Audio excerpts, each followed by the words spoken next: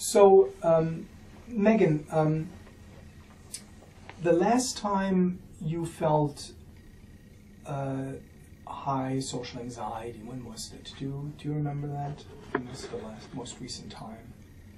I think it may have been coming to the group tonight. Tonight? Yeah. Mm-hmm. Or just, yeah. Mm-hmm. Do you remember a specific event that triggered that intense anxiety? Did you have a particular thought? Was there a particular experience that? So can you describe to me, like when you said I was very anxious about coming to this group? So I think one of the things that makes me uncomfortable is meeting new people. And I knew that I would have to meet new people tonight. And I think that was scary for me. What about meeting new people makes you uncomfortable? I don't know, I just feel I get hot, I feel like I look stupid, and I'm just afraid they don't like me. Okay. So these are the physical symptoms of anxiety that you experience when you feel very uncomfortable anticipating going into social situations. Did you have any particular thoughts or concerns that came with these physical symptoms? It's hard to maybe that they just won't like me. They'll think that I'm stupid, or... Okay, very good. Thank you. Thanks for sharing that. I'd like to keep this experience in mind as we are discussing now some factors, some reasons why people feel very nervous and anxious in social situations. Now, some of these may or may not apply to you, but I think keeping this experience in mind, we could see if it fits into this general scheme. So I'm going to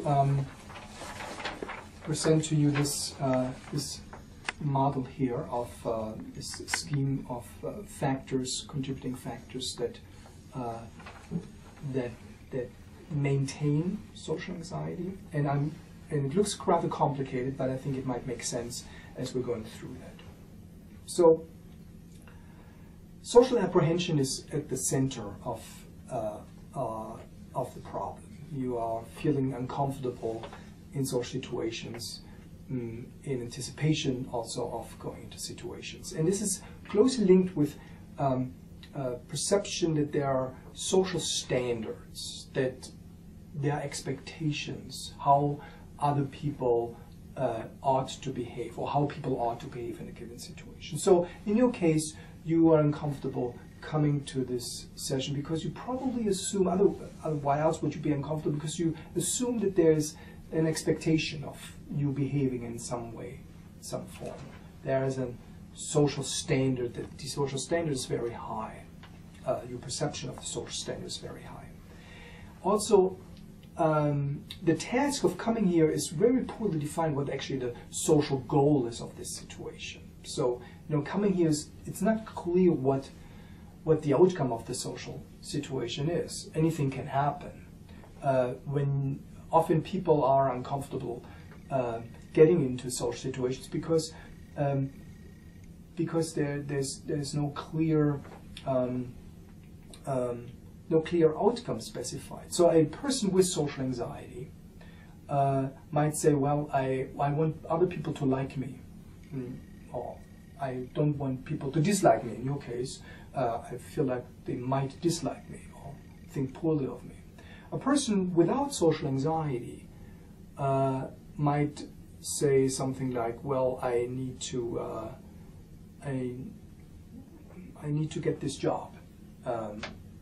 That's why they're going into the job interview. I need to get this number of this attractive woman so I can call her to ask her out on a date.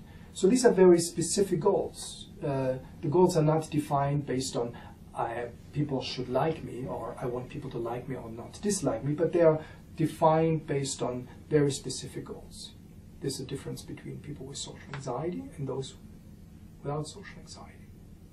Now, once you're in the situation, as you came now to this program, and you reported physical symptoms. Your attention focused inwardly. Your attention focused toward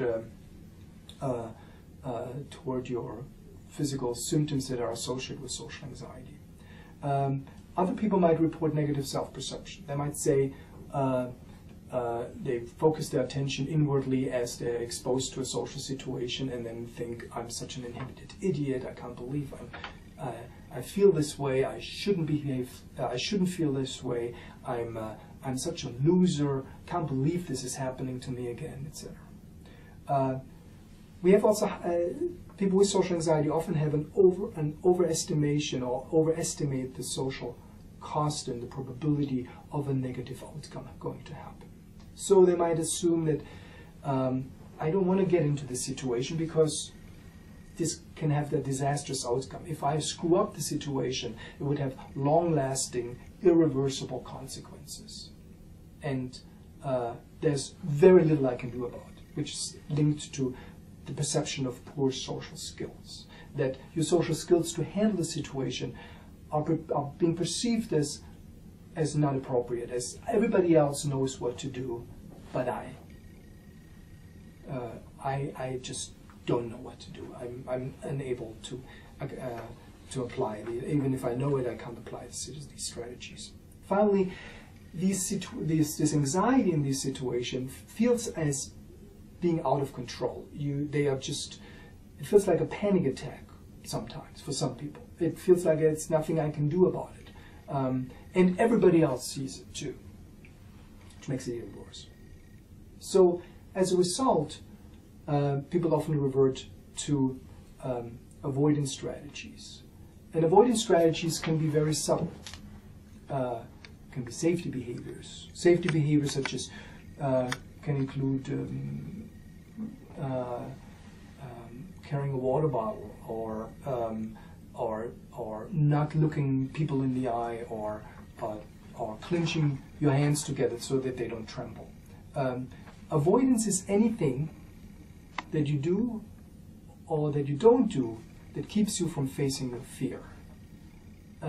So, in other words, avoidance is a very generally defined, can be behaviors or non-behaviors, just anything that keeps you from facing your fear, your social fear, that is. Now, even if people are able to do a particular task, let's say they do ask out this woman for the number, and the woman gives, this attractive woman gives the number to this young man, and then the young man would start thinking, well, this is a surprise. I got this number from this woman.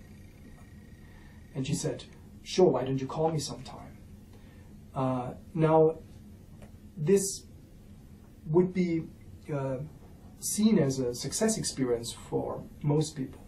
But people with high social anxiety might then start thinking, well, I do have this number now. And she said, sure, why don't you call me sometime?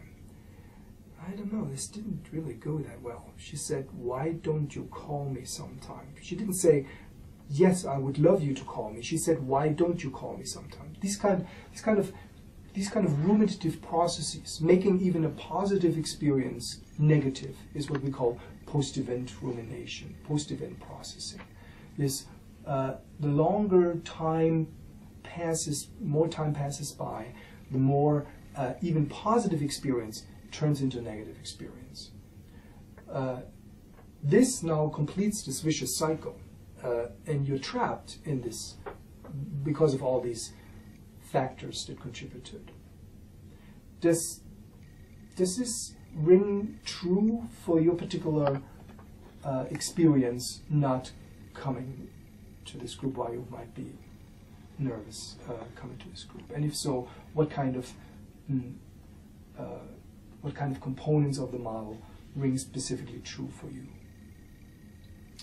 Yeah, I think it does. I think everything you said I can relate to.